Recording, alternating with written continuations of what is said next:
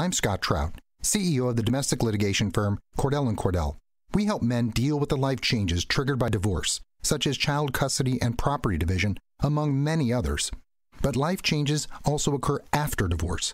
These changes can make parts of your existing court order irrelevant or harder to follow. If you feel a modification to your court orders might be necessary, talk to us at Cordell & Cordell. We're a partner men can count on. Contact CordellCordell.com, 1065 East Hillsdale Boulevard, Suite 310, Foster City, California, 94404. Boom. Button box up. You're listening to Nearly Informed. What's happening, everybody? Nearly Informed. I'm Brian Moote. Today with me, comedian Toney Klein. Yeah. Tony, where can everyone find you on social medias? Toney Klein comedian on all the social medias. So you did the consistency thing. Yeah. That is a thing now where you win. It just gets to be obnoxious. We were talking today on the morning show about Instagram handles and Twitter and stuff, and it's just kind of annoying now when people have too many ridiculous signs and underscores and all sorts of nonsense, and you're like you can't find people. Yeah, I completely agree with you. I felt like there's this simple cut draw. It's like, how do I find Toney Klein comedian? Just look for Toney Klein comedian on all the formats. Right. Yeah. So right now, and you were about to have a baby. Do you know boy or girl? We don't know. Are you going to be surprised? You're going to go for? We're going to do the millennial gender reveal thing. Okay. So we'll find out in March, and then do I got my soon-to-be, I guess, godfather of our kid coming out in April. So we'll do a reveal party then and find out. But I don't really care what we have, actually. Yeah? You don't have a preference either way? No, and honestly, I think most guys typically want to have a boy. You know what I mean? And I'm the only one. I'm the last in line of the Kleins to have a kid. And I'm the only male one. So basically, the last name will die if I don't have a boy. No pressure or anything. That's such a funny concept of it's just so old school to be like, oh, we got to keep the family name. Yeah, and it's again, too, we talked about this yesterday. I was never really planning on having kids until I met my wife, and then now that we're having a kid, and then that kind of popped in my head. I'm like, well, damn, man, I really like to have the name continue on. But I would also as long as the baby's healthy, that's what really matters. Right. But if I can also keep the Klein family name going, the difference is my wife's black, so we're changing the line. We're going to be rebranding, basically. You're just adding some skin tone into the Klein line. Yeah, just reformatting the whole thing. It was too white trashy before, so now we're just the new line of Klein is back in black, basically. That's amazing. Yeah. Do you guys have names picked out and all that for gender at all, or are you just kind of waiting to get that, or how much pressure you guys putting yourselves to be creative on either side, boy? Well, my wife's Blesian, so her name's Ravin, Rhavin, which is super confusing. Everyone thinks it's Robin or Raven, and she's been explaining her name her whole life. That is a name, Ravin. I used to teach kindergarten. That's a name that when I'd be going down the roll, I'd be like, oh man, you're gonna screw it up. I'm gonna be super white right now, everybody. Yeah, exactly. Yeah. So that's and every time I introduce her to people, she's always correcting them. So. When it came to the naming options and stuff, I didn't know until we were talking about kids. I'm like, well, I'd actually like to name our son after me. My brother was a junior, and I was always kind of jealous of that.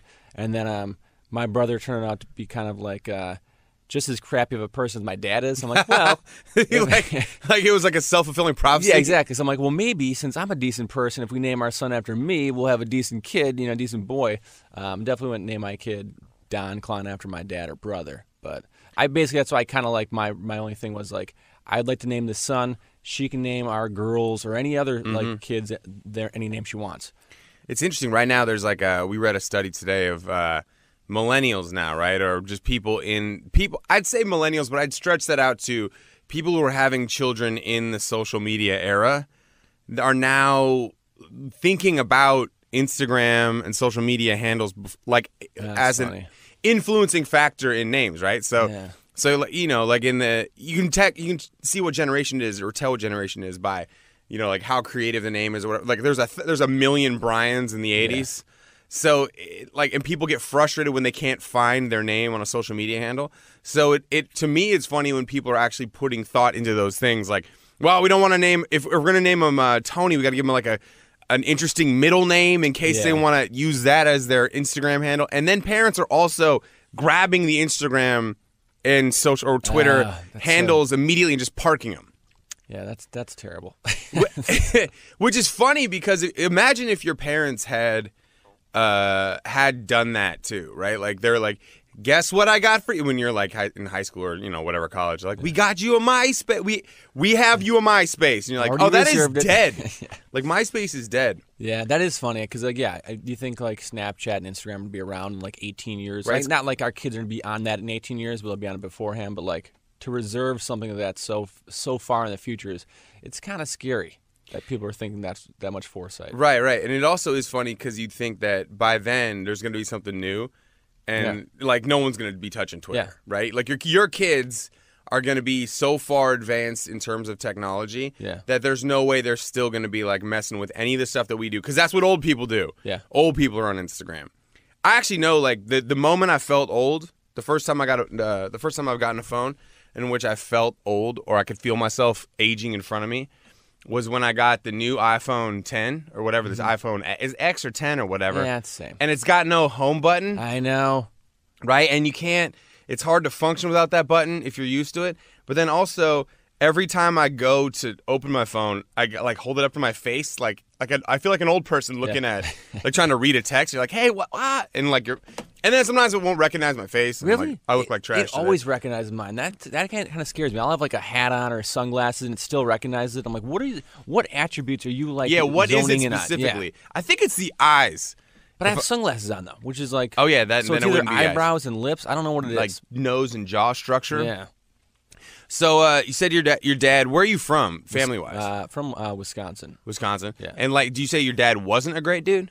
No, my dad was a terrible father. I love my dad, but as far as like on paper what a dad should do, he didn't do any of those things. He was just like, he wasn't the best guy. My parents like split up when I was like in second grade. Okay. So for good reason, but like we're cool. Like Yeah. just like, and I wouldn't change the way I grew up at all because It's hard to look back and micromanage those things. No, and it also too after you get to the age, because like I'm the age that my dad was when he had me, so I'm having my first kid at this age. He was already like 3 deep at that point, and I'm like, man, I still feel like I don't have parenting figured out. No one does, but I'm like, to have like a fraudulent construction company, because that's what my dad did. Like, Did he ever get in trouble for it? oh yeah, my dad like has a great criminal record. Oh, so my dad has one too, and I feel the same way. Ariana's spotted with Whoa. Big Sean. We've got Internet explodes. We've got Booker. Speaking of making exploding an internets, the new song from Selena dropped today with Benny Blanco and J Balvin. You're about to hear it. I Can't Get Enough is on Amp Radio. We want that off. All right. Get him out of there.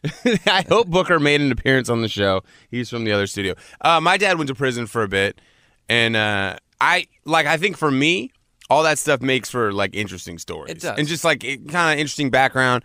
Everyone's like, "Do you have jokes about it?" And I'm like, I don't know, man. Like, prison wasn't super funny to me. Every time I went to visit him, it wasn't. His stories are awesome. Yeah. But mine are just going and visiting were never that great. Yeah, like did you? Because here's the thing. So like, I just recently I started talking about this on stage because like, I legit did get a DUI with my dad, and that was like You were driving? no, my dad was driving. He was driving. I was in second grade. Okay, you were in second grade. Okay, that would have been a whole hell of a lot more serious. Yeah, it was like we were on our way up camping up north in Wisconsin and stuff, and like my dad got pulled over for a DUI, and they took me and my brother into the station as well. But it's like this Andy Griffith old school jailhouse, Right, where, like in the country of Wisconsin. Yeah, and it was so. like the jail cells were next to each other, so I could see my dad like curled up, just kind of sleeping off the booze, while me and my brother were like. So sitting he in was like trashed. yeah, Wow. yeah, and but like he's I guess a functioning alcoholic. But I think after he got like basically arrested, he's like, well, I might as well sleep this off. So my mom had to drive us and pick us up. But Oh my God, how pissed was your mom when that happened? She was. Yeah, this is Was that before they were just like, about to split? Right, probably was the reason why they separated. Like, all right, this has gone too far. Right. Well, that is, I guess if you're a mom, or a parent of any kind, that's a pretty good like line in the sand moment. Yeah. To be like, remember when you were driving drunk with our kids to go camping? The funny thing is my dad will bring those stories up and he talks about them. He's like, that was crazy. Matt, remember back in the day? I'm like, Dad, these aren't like fun tales of like, we had a great time. I'm like, no, you had a great time. You put me in a lot of vulnerable situations. It's amazing. Yeah. There's just the rewriting of history. Like, hey, remember that time that I was just hammered, swerving all over the road? Times. Remember when I got to take you on that tour of the police station? That's ridiculous. This is Nearly Informed with Brad and Brian. What's happening, everybody? It's Nearly Informed. Brad's out today, handling business. for flying an airplane or something. That's what he does. He bails on the show every day to fly airplanes because he's trying to get his certification. So he's got a goal to fly to Vegas for lunch with me. And yeah, I think that'd be an awesome place for lunch. In with me today, Toney Klein, comedian. You can find him at Toney Klein, comedian. We were just talking about fun dad revisionist history. I think my dad does that too about prison. Like he'll go like, I remember that I told you that story about when I was down in Long Beach, in the prison in Long Beach, and the the Mexican inmates were like trying to sell me to the black inmates, and then they were trying to sell me back, and then they found out I was an attorney, and then I'm like, none of that was funny. That's hilarious. Yeah, Dad, really, man. You know what? You could have like just picked up another hobby instead of going to prison to find stories. That's first off, your dad's an attorney. Yeah. Okay. That's how he got himself into a little bit of trouble. He was white collar crime. Yeah, he was doing. He was using money he wasn't supposed to from his trust funds to bankroll other cases, and then basically just juggling. And he'll still, every once in a while, like, I don't know if this happens with your dad because your dad was like construction stuff, fraudulent construction stuff. Yeah. So I don't know if this happens with your dad, but my dad will do this thing where he'll be like, we'll start talking about prison and stuff, and he'll go like, I mean, man, if it wasn't for the fact that one judge went on maternity leave and pushed that, I'm like, you're an idiot. That's hilarious. That eventually, man, you owe $1.7 million to people. Really? There's no way one judge going on maternity leave was the reason that your whole house of cards fell apart. And he'll go like, oh, yeah, you're right, Brian, probably. I'm like, you're right, it probably would have fallen apart at some point. Fun. Is he disbarred now? Yeah, well, he resigned from the bar. Okay. Because they would... It's basically the same thing, but they don't rule out you can ever practice law again, which I find hilarious. That is funny. Like they're like, listen, you resign and we don't have to disbar you, and then the dust settle and you start practicing law again. Come on over and we'll see what's up. They're like, why don't you try getting into politics? You sound like you've got a great pedigree for it. Speaking of that, have you been keeping up on the Michael Cohen testimony and hearings? Yeah, I was watching some of that yesterday. Then, the wife was like, "This is negative energy." And I was like, I get it. Your wife sounds amazing. Yeah. That's exactly what my girlfriend says. She'll be like, I'll be going to leave CNN on for in the house when we're leaving in Atlanta, and she'll be like, "Don't leave that on for the dogs. It's gonna bum them out." Like, what do you mean? Just like heads buried on the couch. Yeah, that's I don't know. I mean, also too, since she's pregnant, I'm trying to, not that I'm trying to make the, safety coat the entire world, but like, yeah, any kind of negative stuff I don't want being like just kind of brought into her and bumming her out, because that is one of the things that's depressing. Is you watch how much this country we're both 80s babies, right? Mm-hmm. And you see how great it was at some point in time, and like the deal we were set when we were kids, like plentiful gas, abundance of water.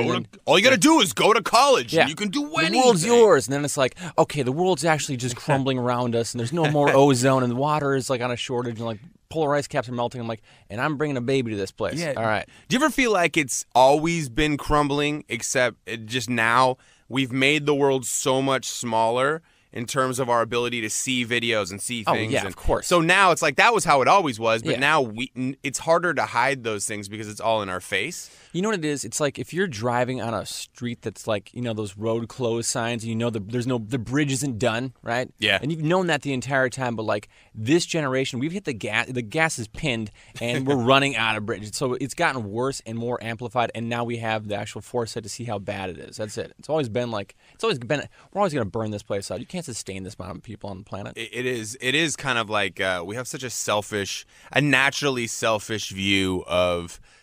We try to be, people have had to create things like religion and ethics and morals and laws and rules because I think our natural tendency is just to be like, just money, selfish, just more for me, my family, and just stomp on whoever's in front of me. I think it's our natural tendency to just basically deplete everything around us until the world is nothing. Like we are not creatures that have a natural instinct to preserve. No. We're just trying to eat things. You remember when you were a kid and your parents were like, finish all the food on the plate.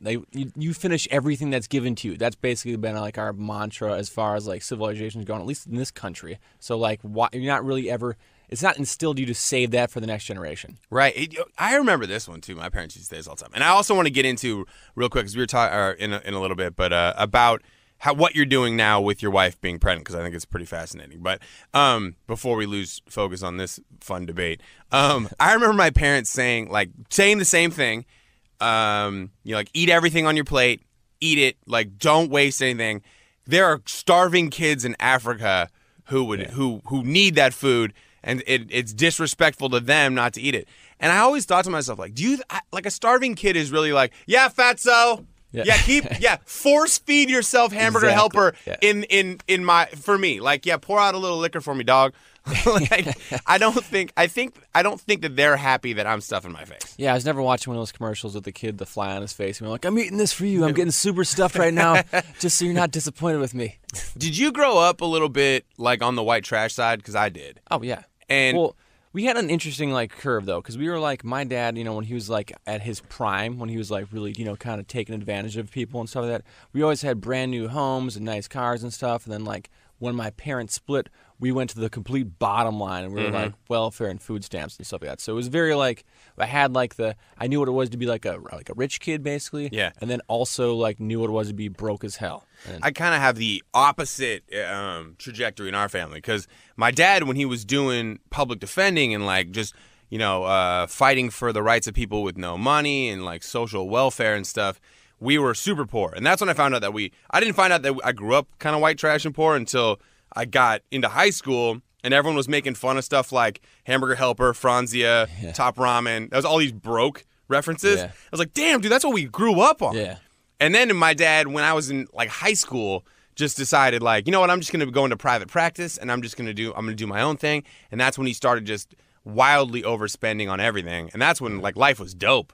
He's like, you guys need new basketball shoes? We're like, yeah, new Jordans. We're going to jump higher today. That's hilarious. So you're doing something super cool. We were talking about the other night when you were telling us that you were, your wife's pregnant, and you're going booze free. And then you said like not watching CNN, like the negativity. So you're basically trying to ostensibly live the experience that your wife is living as well, right? Yeah, it's it's cool. I don't know, it's weird because like after the first, especially going to do shows and stuff, like it's common to have a couple beers while you're waiting. To go up, just a couple just beers hanging after. out. Exactly. Have something in your hand. I always find I need something in my hand when I'm around comedians or like just hanging. Like I just feel like I'm not partaking in the culture if I don't. Yeah. And usually around like the first of the year, I end up taking like do the dry January thing and stuff too. I've never been able to make that happen. You know what? I used to do it a lot until I met my wife, and then her birthday's like the 21st of January. It's a wrap so for like, you. yeah, she's like, you're not gonna do my birthday? I'm like, fine, I'll go like 3 weeks and then ruin it. But before her, I'd go from like January 1st to like St. Patty's Day, and then all my vices would happen at the same time. Yeah. I used to smoke cigarettes too, so I'd like cave on that, and I just became like the worst version of myself from like St. Patty's Day on until the next New Year's. Yeah. Or like Cinco de Mayo or Super Bowl weekend. Like I'll try now to do a thing where, and I didn't do this last night. For some reason last night, every once in a while you just hang out with a buddy who, doesn't get out of the house all that much. Or, Ryan, he's married. His wife, he only really gets out of the house when his wife is working overnights at the hospital. Yeah. So when I was like, yeah, man, let's go to the Pikey. There's a show there tonight. Let's go to the Pikey. And he's like, oh, they have a shot and a beer special. Yeah. I'm like, how do you know that? How is that knowledge so readily available to you? Yeah. And so last night it was kind of like one of those weeknights where I woke up today like a little bit. I was not running on all cylinders this morning, but I've found in my life it's better for me if I don't try to do the thing where I go, dry or change a diet for like, I'm only going 30 days because then I do go off the rails when I get back. Yeah. It's like, hey, slowly try to phase into a new permanent lifestyle. Like, hey, how about you eat more vegetarian meals, right? Lay off the beef jerky and the energy drinks. Well, again, too, because of the fact that like I found out on December 28th that my wife was pregnant, and it was like just before the New Year's, and I was planning on doing it anyways. And also, if you want to find a sobering experience, find out that your girl's pregnant, because that's like you're like, oh boy, I'm gonna be an adult. I have to be an adult now. I definitely have to like raise a kid. And you and I both have like similar fathers. We're like, I don't really want to be the same guy. So yes, exactly. Any kind of like preparation work I can do between now and the baby's delivered, I'd like to do. And I feel like also being stone sober is like the days are so long. I've never had like days oh my are God. so long. That's not like a glowing recommendation for it. You're like, oh my God, man. There's so much time on your hand. I like to smoke weed too, so that's another thing that I cut out entirely, and that's like just like I just have all this time on my hands, and I've been more productive. That's funny. Let's get back into that in a second. Find Nearly Informed on Instagram and Twitter at Nearly Informed. Talking about sobering it up. Brian Moote, Nearly Informed. We have Toney Klein in. And that's a funny statement, Toney, that like the hardest part about like deciding to go sober is you do, because you think days go by so fast, and, and it's because from the hours of 5 to 10 is a frigging blur. Yeah, you're just like, I'm drinking, I'm smoking some weed, whatever. Well, again, too, I'm sure you probably stayed out a lot later last night than you wanted to, kicking it with Ryan and stuff. But, like, you have a couple beers, conversation starts flowing, and then you're like, oh, we lost track of time. It's 1 o'clock in the morning. That happens all the time, especially after shows and stuff. And that's, like, a lot of the work in stand-up is on stage, but the other part is, like, legit networking and talking to people after shows and stuff. So most of what comedy is, and I tell people that all the time, because I know a lot of radio personalities who do comedy on I call it they're like hobbyists, right? And because they can draw a crowd, they'll start doing stand up. I'm like, the problem is that that's not really stand up. That's not really the business. That's not really how it works. Like, you have a fan base, sure, because you earn radio, but you're not out every night networking and being a face in the scene. And that's one of the things I've struggled with since coming back to Los Angeles, is trying to get back out in being a face in the scene and saying, like, I'm doing some other stuff when it comes to, radio and trying to do TV and things, but that you still can never walk away from that every night hanging out, Comedy Store, sitting there. Because I feel like what happens in this town is as soon as you've left for more than 6 weeks, it's like, you're dead to me. Yeah. Bye. Gave up. Quit. More spots. Yeah. They're like, Brian, because the next time you show up, people are like, Brian, you still doing this? You still doing stand-up? Yeah. Or I've met comics on the road. This is funny. Like, I knew comics when I was living in Seattle who were living in Seattle for like 10 years. And I remember I was going to L.A. for a show, and I was like, hey, Harold. Hey, man, I'll tell people you said what's up. Like, when he's like, nah, don't say anything. I'm like, why? He goes, because people still think I live in L.A. I'm just on the road. I'm like, dude, you've lived here for so long. You have 13-year-old kids. That's hilarious. He's like, yeah, but that's how the business works, man. It's if people in L.A. think I'm not there, they think I'm in New York. If people in New York don't know where I'm at, they think I'm in L.A. He's like, always create the illusion that you're still around doing it, and if they don't see you, it's because you're too busy being successful. Huh. It's all just like a ruse. I ruined that. What, by just being around? No, I was like, because I told you about the wife's accident thing, so I was like, oh yeah, that's right, kind of out of the loop for a bit. And then it was one of those sad things where, like, well, hold on, let's get into that real, because that was fascinating. I don't know if, like, for people that are listening, but if you ever have a conversation with somebody where, like, you drop in like a subtle detail, you're like, wait, what happened? So your wife got into like a horrendous car accident, right? She got T-boned. She was at a dead stop, and the guy that hit her was going like 70 miles an hour. Jeez. And just like moved her car sideways, not even the way the wheels go, like 40 yards in the other direction and stuff. So she got, and you saw this happen. I saw it because I was in my car in front of her, so I saw the whole thing happen in my rearview mirror. Like, I saw her car move out of frame of my mirror. I'm like, oh man, she just died. So like that's insane. What was your immediate instinct before we get into, like, because you then had to move into like a really like a situation of being kind of a home care and help her with her recovery, but like in that moment, what's the first thing that happens when you see something like that happen? Well, I've immediately, because here's the thing, she came to meet me at a show, right? Mm-hmm. So she wasn't even planning on being there, and I was like, no, just come, because she was doing like she does like hosting stuff too. So she was in the Valley, and then on the way home, she just came by my show. I had a terrible set. Yeah.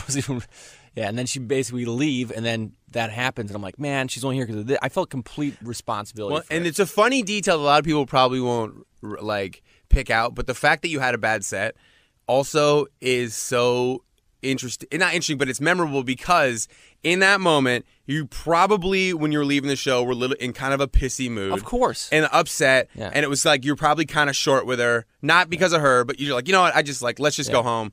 Like, I'll get over it. Yeah. And so, like, that, if in your mind that compounds the emotion because you just see someone that you love get basically taken out of your eyesight by another car. So you're thinking, like, oh my God, the last interaction I had with this person that I love is me being a pissy little whiny bitch because I just ate it on stage at a show.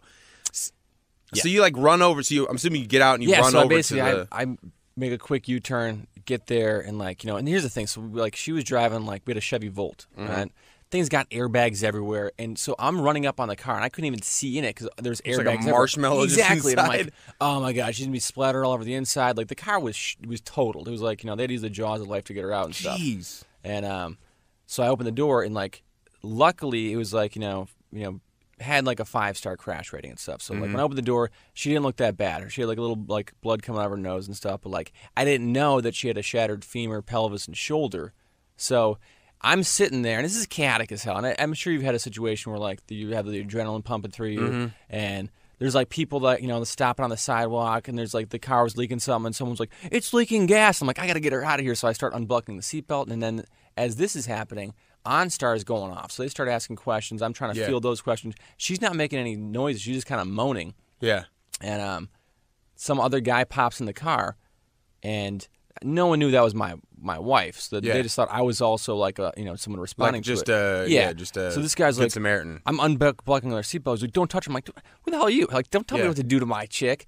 And then he starts, and I'm fielding these questions with OnStar. Then the guy starts chiming in. Apparently, he's an off-duty EMT guy. So he was like, "Don't move her. Like she could be far more." I'm like, I'm not gonna let her just sit in the car if it blows up. Like I know that's like not the good thing to do is move someone they're injured. Right. However, if this thing's leaking gas, I'm not gonna let it blow up while my chick's Well, you're in there. weighing out injury versus death, Exactly. right? Like aggravating an injury versus the potential that this car explodes. Which I mean, if it catches on fire, like sorry, I hope this doesn't aggravate your injuries, but it's better than the inverse. Yeah. So I was like, I got pissed at a lot of like the people that were there to help.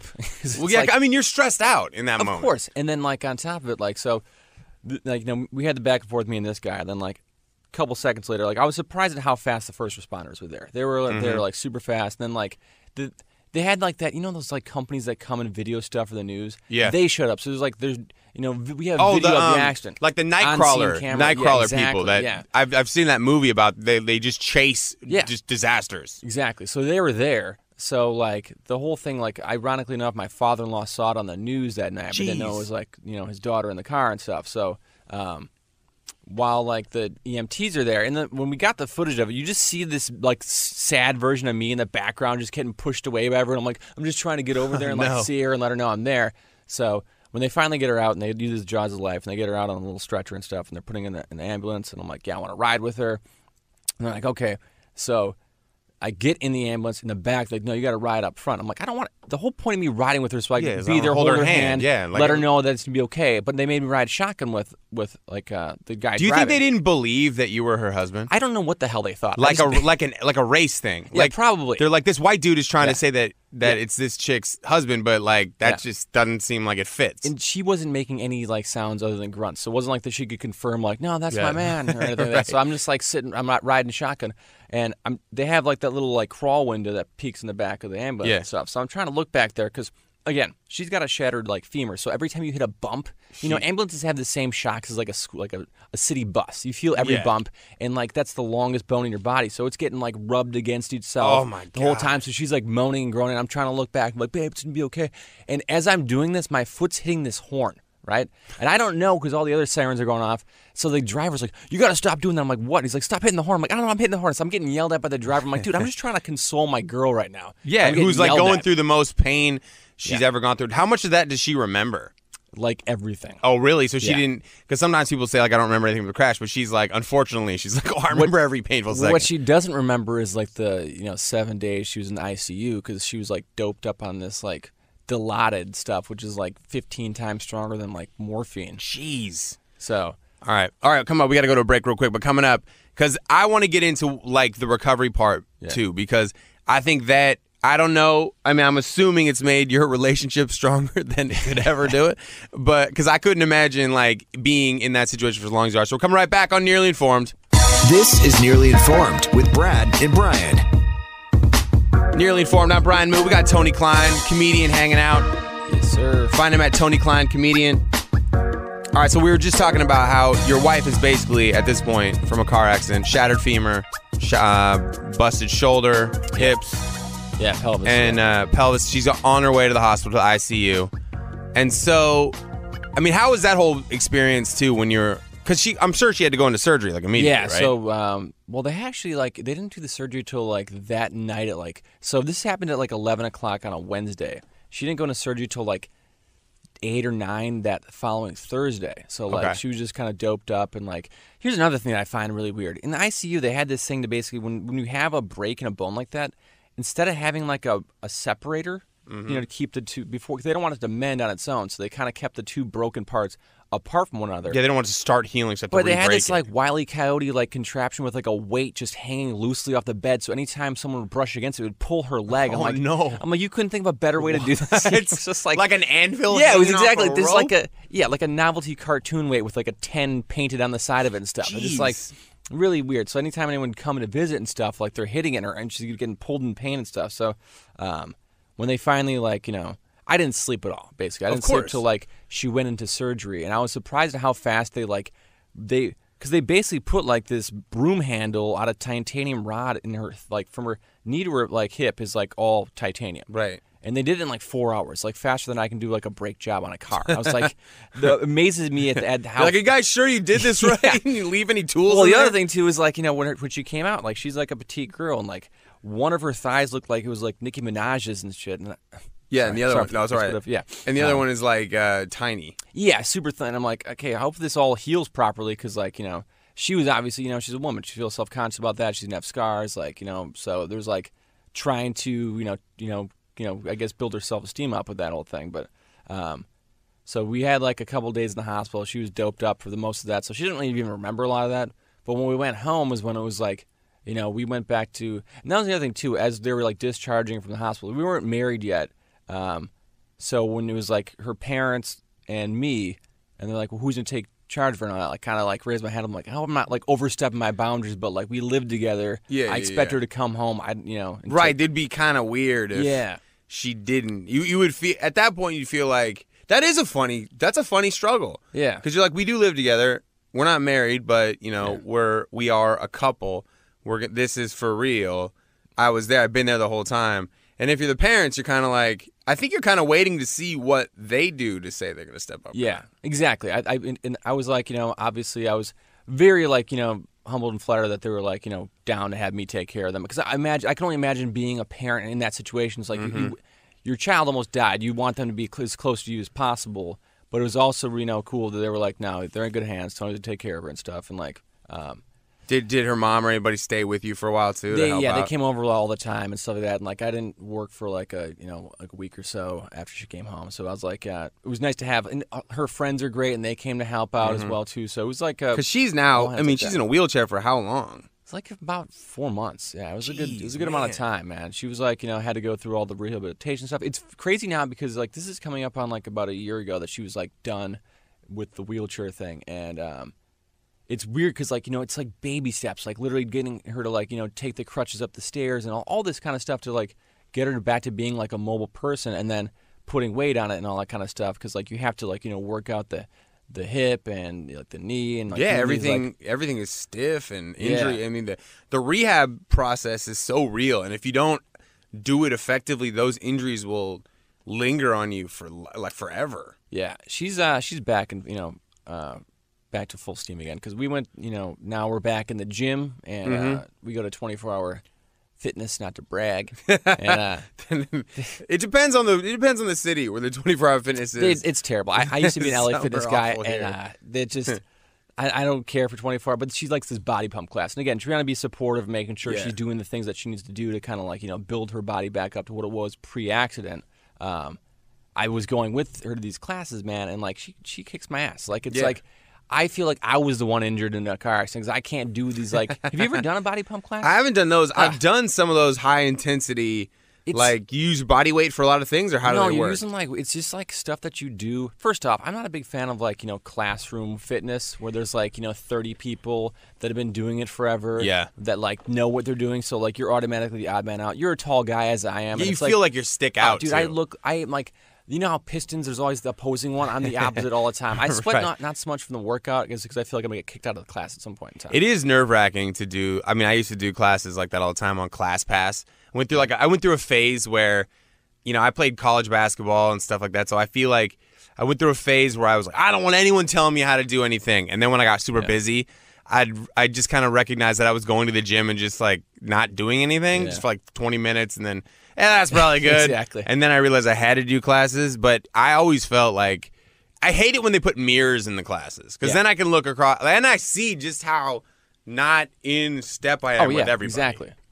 So now you guys, she must be doing, I mean, physically, she's made one hell of a recovery because for your body to be able to get pregnant, like I'm assuming you guys weren't planning on like necessarily having kids at this moment, right? Or, we were. Oh, you were? Yeah, okay. So we got married in September, and we were like, I mean, honestly, like as soon as her body was ready, fit like health wise. I mean, because her body will basically tell.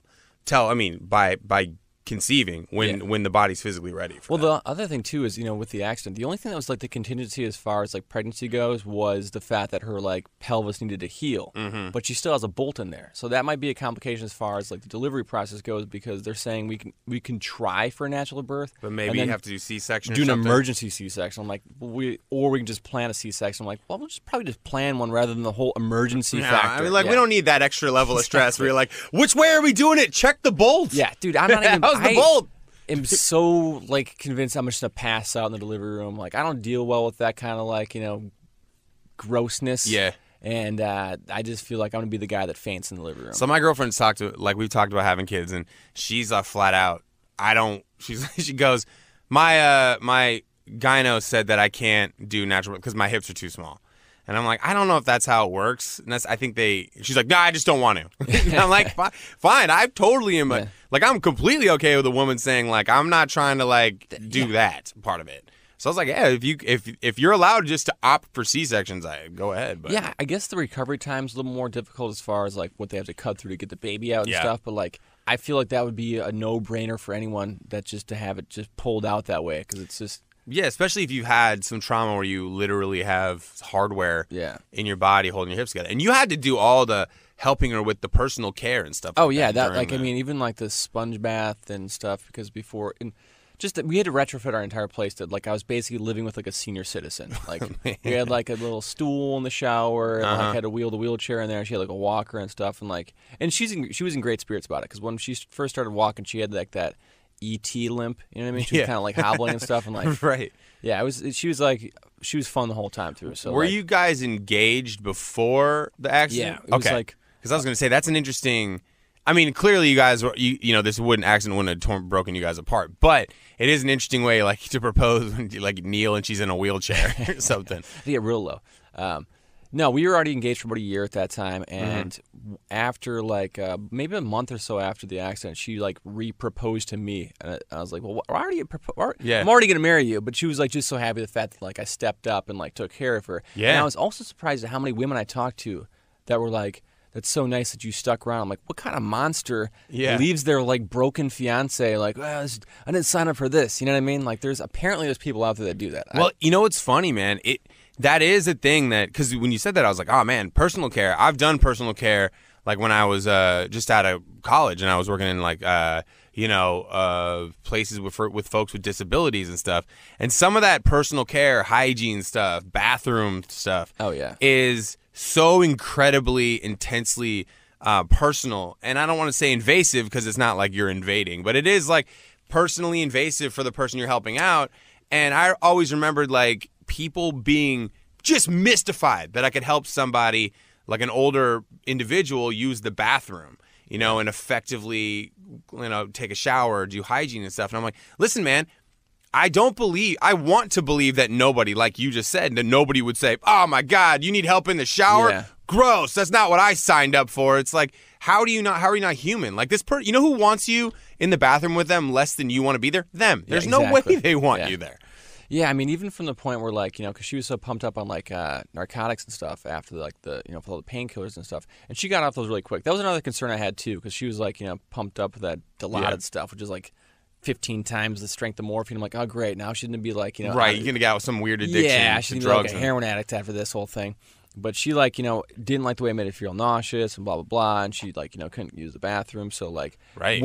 And we were talking about this yesterday as far as, like, there's things in relationships that, like, certain, thresholds you don't cross. Like, we never farted in front of each other until the accident. You know what I mean? Then, like, when she was, like, the doctor, like, you got to make sure she, like, goes number Bowel 2. movements. Yeah, exactly. You have to. So I was like, oh, come on, baby, you got this. You got like, You're like a little league. yeah, exactly. I'm like, coaching yeah, her. get that poop out. I mean, that's like once you cross that line, it's like, who cares about farts? Yeah, exactly. And like, we had to have like an actual bedpan in the room and stuff like that because like, moving her to the bathroom is so much work. It was like easier just to have a little like set bedside commode, and let her do her business, and then go take care of it and stuff. So like, obviously, again, as a precursor to kids, like I'm not worried about the kids thing because kids can't talk back to you like your wife can. That's amazing. Yeah. They can't tell you. They can't critique what you're doing. They can't complain about it. Pushing her in a wheelchair, she's like, "You're getting a little closer." Just all this like little critiques. Oh, I've never thought about the backseat driver scenario, but then you're like, "I'm getting close to the curb, exactly. Tony. You're pushing me in the wheelchair, getting close to the Going curb. too fast." I'm like, "All right." Man, so that must make for a really fun relationship for you guys. Coming out of all those things. Oh yeah, like we are stronger now than we've ever been. I mean, we were always in a great spot, but like that really kind of like solidified things. And again, too, I mean, we started planning our wedding like as she was recovering and starting to walk and stuff like that. And it was kind of like we were kind of concerned whether or not she'd be able to walk down the aisle. So like that all happened without a hitch. So and that's a goal too. I mean, that seems like such a cool distraction too. Like to have goals while she's recovering. Because when you're recovering from something, man, you can just get stuck in a situation where you end up just sitting there and you're sitting there and you don't have a lot to look forward to. And as someone who I'm sure she's anyone who works in who works and is a driven individual is never going to be okay with just sitting around. No, and she does production too, so she was constantly on the move, busy, and it was.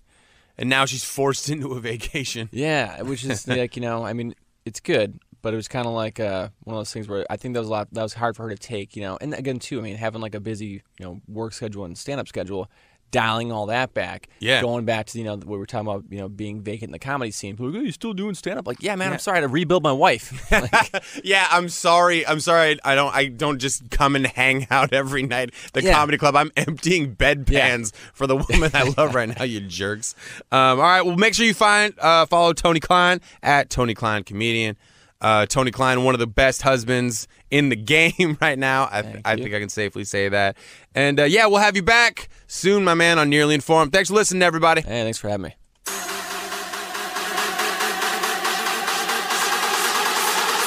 This is Nearly Informed. If you like this show, find it on the radio.com app and subscribe.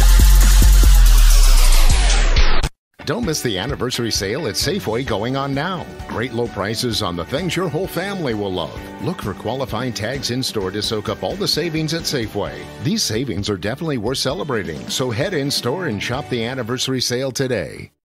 Nancy Kerrigan, Miss Val, and Amanda Pelkey want you to join their team on an empowering 7-night cruise to Bermuda. Bring the whole family on the Aurora Games Cruise, an experience designed to empower young female athletes. The 5 iconic mentors who will inspire her journey include 2-time figure skating Olympic medalist Nancy Kerrigan, championship UCLA gymnastics coach Valerie Condos-Field, and U.S. Olympic hockey gold medalist Amanda Pelkey. Visit AuroraGamesCruise.com today to score your spot on the first ever Aurora Games Cruise.